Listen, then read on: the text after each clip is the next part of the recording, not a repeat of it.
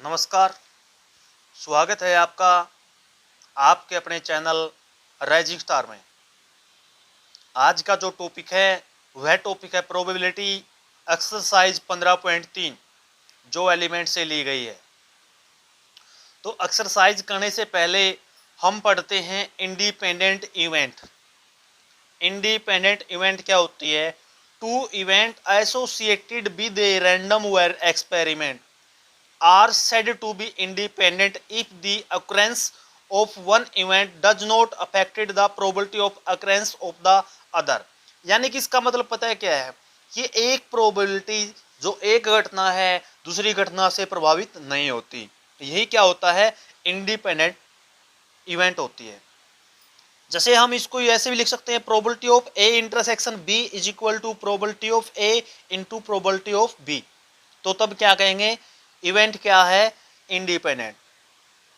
अगर ए और be independent हैं तो ए और बी इंडिपेंडेंट है तो ए बार भी इंडिपेंडेंट होगा, और A bar and B and A and B bar भी क्या होगा? इंडिपेंडेंट होगा। तो अब हम एक्सरसाइज को स्टार्ट करते हैं। तो आप भी अपने पास मैथ रखिए, जैसे भी मैंने भी अपना मैथ ले रखा है। जैसे देखिए, if A and B are two events such that probability of A is equal to 1/4, probability of B 1/3 and probability of A union B is equal to 1/2, so that A and B are independent event। तो जैसे आपको given में क्या क्या है? Probability of A given है, probability of B given है, और आपको दे रखा है यूनियन। आपको यूनियन दे रखा है। तो सबसे पहले तो आप क्या करते हैं? इंटरसेक्शन निकालते हैं। इंटरसेक्शन कैसे निकालेंगे ये आप पढ़ चुके हैं पिछली क्लासेस में। Probability of A intersection B is equal to probability of A plus probability of B minus probability of A union B. तो आपके पास क्या है? यूनियन आपने पुट कर दिया, प्रोबेबिलिटी ऑफ ए पुट कर दिया, प्रोबेबिलिटी ऑफ बी पुट कर दिया। तो इसको सोल्व करने के बाद हमारा क्या आता है? 1/12 आता है। क्या आता है? 1/12। Event will be independent. Event independent कब होती हैं? जब probability of A intersection B is equal to probability of A into probability of B. तो probability of A intersection B कितना आया था? 1/12। प्रोबेबिलिटी ऑफ ए कितना है? 1/4। प्रोबेबिलिटी ऑफ बी कितना है? 1/3। तो मल्टीप्लाई करने के बाद कितना आया? 1/12। यानी कि दोनों साइड हमारी क्या है? इक्वल है। इसलिए इवेंट है जो क्या है? Independent.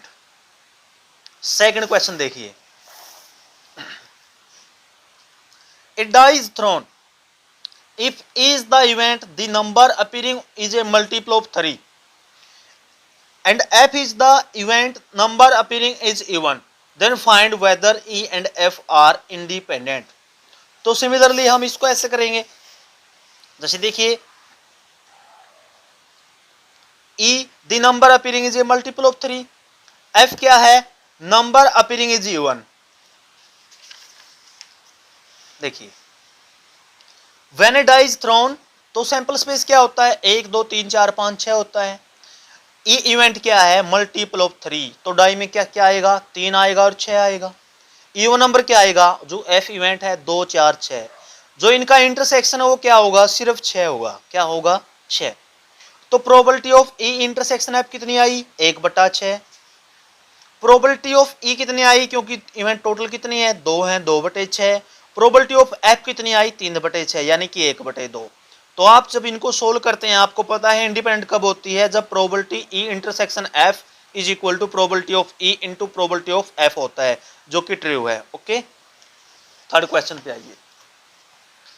3 coins are tossed simultaneously, consider the event e is e 3 heads or 3 tails, f at least 2 heads and g at most 2 heads of the pair ef eg and fg, determine which are independent and which are dependent। तो देखिए, जैसे हमने यहां पे मान लिया ई event को कि वो हेड हेड देती है या फिर टेल टेल देती है, तो आपका कितना केसेस हुआ? 2 हुआ। अब एफ क्या कहता है? एफ कहता है एटलीस्ट 2 हेड, एट लीस्ट, यानी कि कम से कम 2 हेड होंगे, इससे ज्यादा भी हो सकते हैं। तो आपने इसको सोल्व कर दिया तो कितने आए, 4 आए। आपको इस बात का पता है जब हेड को 3 बार उछाला जाता है तो सैंपल स्पेस में टोटल कितने आएंगे, 8 आएंगे, ठीक है। अब जी क्या है, जी कहता है कि एट मोस्ट 2 हेड, यानी कि ज्यादा से ज्यादा 2 हेड आएंगे, यानी कि उनसे कम भी आ सकते हैं। तो आपने इसको भी लिख लिया, इसको बना लिया, तो कितना आया, 7 आया।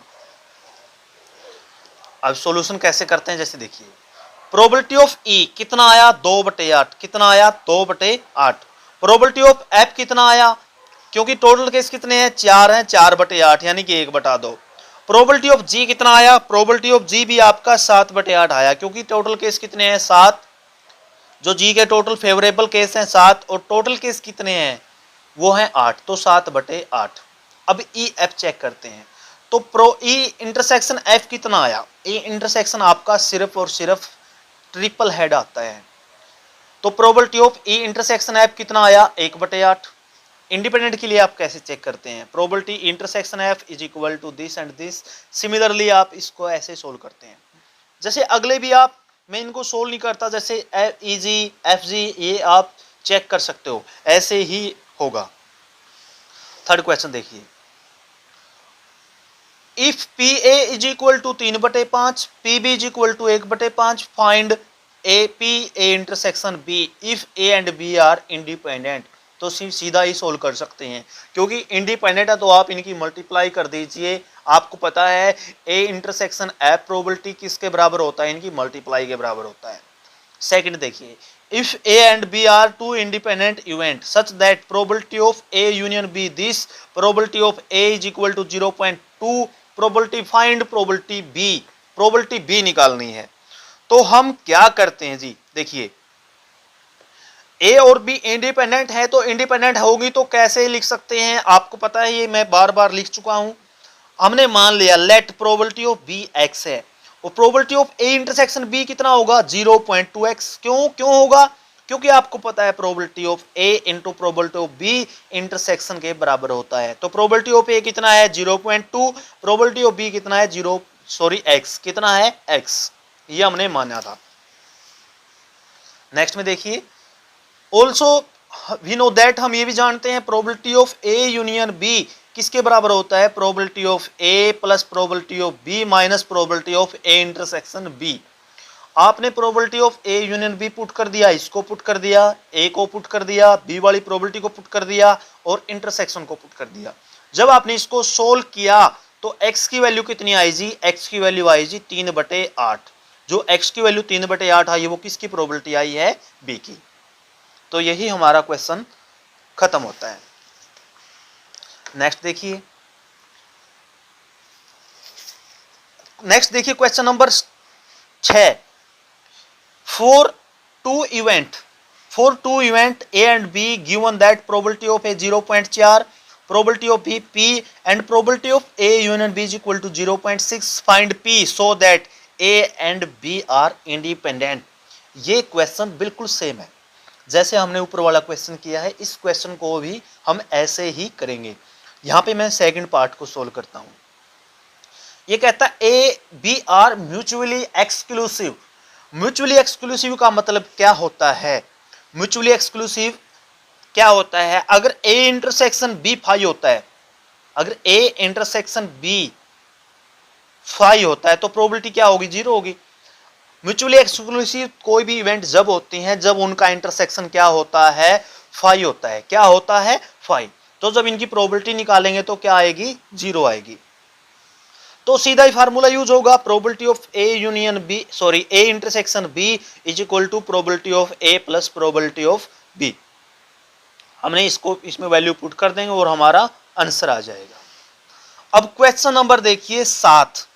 क्वेश्चन नंबर 7 क्या है, देखिए, if A and B are two independent event such that probability of A is equal to 0.3, probability of B 0.5, then find probabilities P, A और B and A and not B। आपको बताता हूं, और का मतलब होता है यूनियन, एंड का मतलब होता है इंटरसेक्शन।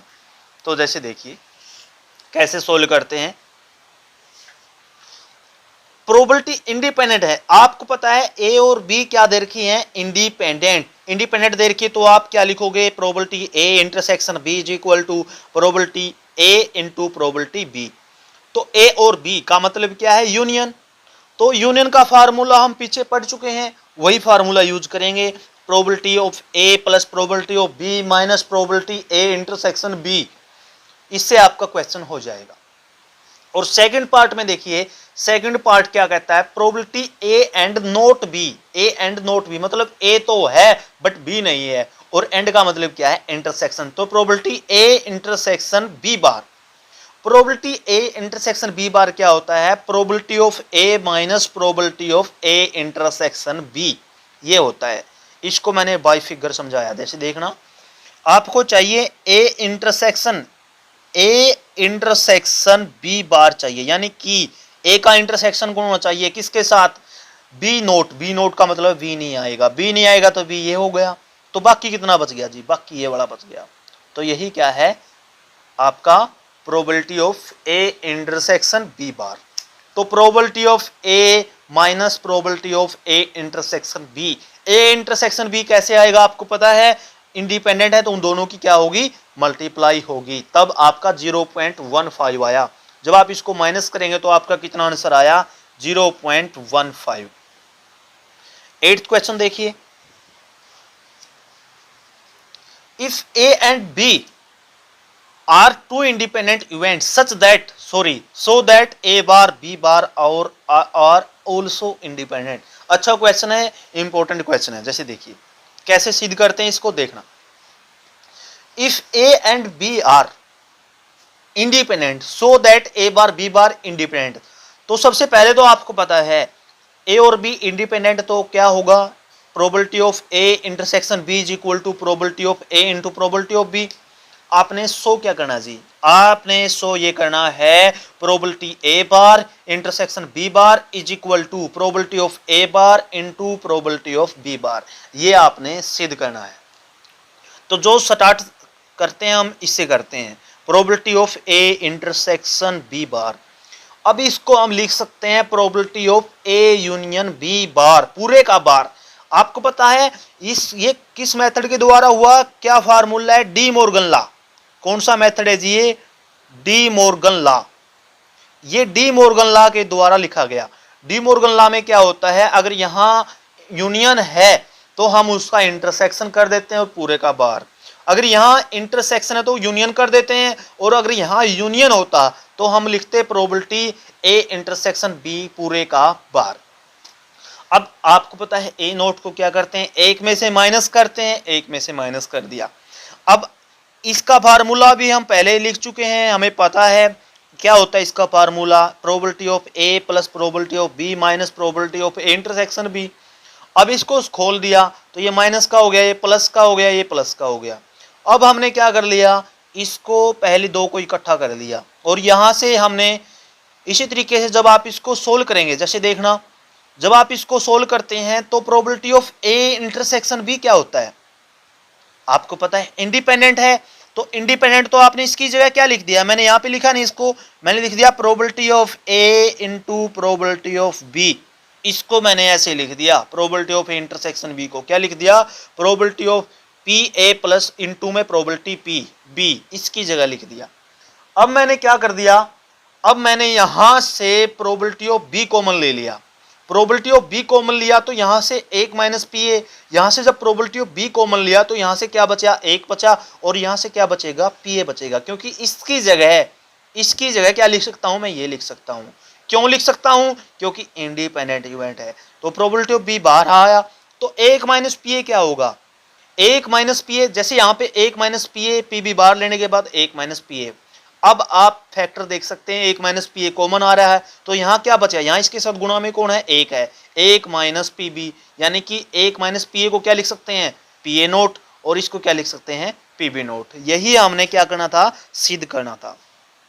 अब क्वेश्चन नंबर 9 देखिए, क्वेश्चन नंबर 9 में क्या है, three cards are drawn from a well shuffled pack of cards, one after the other with replacement. What is the probability that all the 3 cards are spade, first 2 cards are queen and third card is a black एक। यानी कि आपने 2 सौ करने हैं, 2 find out करने हैं। जैसे पहला क्वेश्चन देखिए, पहला पार्ट देखिए, 3 कार्ड निकाले गए हैं। ये कहता कि तीनों के तीनों कार्ड क्या होंगे, स्पेड होंगे। क्या होंगे, स्पेड।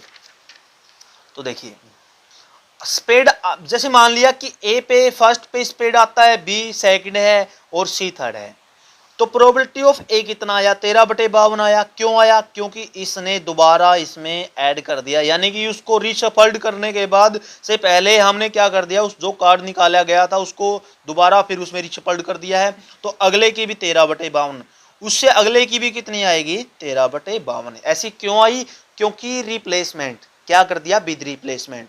तो probability of A 13/52 1/4, probability B भी कितनी आएगी 1/4, प्रोबेबिलिटी सी भी कितनी आएगी 1/4। तो उत्तर क्या आएगा, 1/4 गुणा 1/4 गुणा, ये हमने मल्टीप्लिकेटिव लॉ के द्वारा सोल्व कर दिया। तो आंसर कितना आया 1/64। अब कहता है कि एक तो क्वीन आएगा, first 2 card are queen, first 2 card are queen and third card is a black एक। तो ए भी क्वीन मान लिया, बी सेकंड भी क्वीन मान लिया और थर्ड सी क्या मान लिया, ब्लैक एक। तो प्रोबेबिलिटी ऑफ ए, क्वीन कितनी होते हैं, 4 होते हैं, 4/52। नेक्स्ट भी क्या आएगा 4/52, क्यों, क्योंकि क्वीन को दोबारा फिर उसी में डाल दिया है, तो 4/52, यानी कि इसका भी कितना आएगा 1/13 आएगा। अब पीसी, पीसी मीन्स कि क्या आएगा, ब्लैक एक आएगा, यानी कि काला इक्का आएगा। काला इक्का आएगा तो या तो हुक्म का होगा या फिर चिड़ी का होगा, यानी 2 में से आएगा 2/52। तो कितना आया 1/26 आया। अब आंसर क्या आएगा, रिक्वायर्ड प्रोबेबिलिटीज क्या होगा, रिक्वायर्ड प्रोबेबिलिटीज क्या होगा, 1/13 गुणा 1/13 गुणा 1/26। ये किस मेथड के द्वारा, बाई मल्टीप्लिकेटिव लॉ के द्वारा। तो 1/13 इनकी मल्टीप्लाई करने के बाद तो आंसर क्या आया 1/4394। यही हमारा आंसर है। आपका धन्यवाद हमारी वीडियो देखने के लिए। अगर आप ऐसे भी आगे की वीडियो चाहते हैं तो हमारे चैनल को सब्सक्राइब करें, शेयर करें और वीडियो को लाइक करें। धन्यवाद।